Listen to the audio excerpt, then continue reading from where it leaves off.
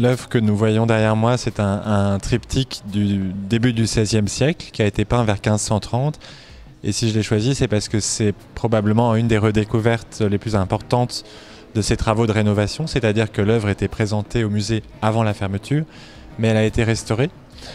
Elle a été très lourdement restaurée, ou plutôt l'opération était importante parce que le tableau était repeint sur plus de la moitié de sa surface. Le peintre, c'est Bernard Van Orley, qui est un artiste de Bruxelles du début du XVIe siècle, qui est l'artiste le plus important à Bruxelles dans la première moitié du XVIe siècle, qui travaille pour les Habsbourg notamment, Marie d'Autriche, Charles Quint.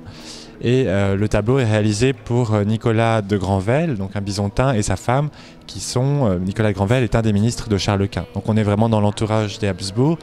Et ce ministre d'origine byzantine va s'adresser au principal artiste qui travaille pour cette famille d'empereurs pour un triptyque avec des dimensions assez exceptionnelles. En tout cas, pour le musée de Besançon, c'est un objet vraiment unique. C'est un triptyque, c'est-à-dire que les volets peuvent se refermer. D'ailleurs, ils étaient généralement présentés fermés et on l'ouvrait pour certaines occasions. Et à l'intérieur du triptyque, on a une iconographie assez spécifique qui se développe, qui est celle de la Vierge des Sept Douleurs.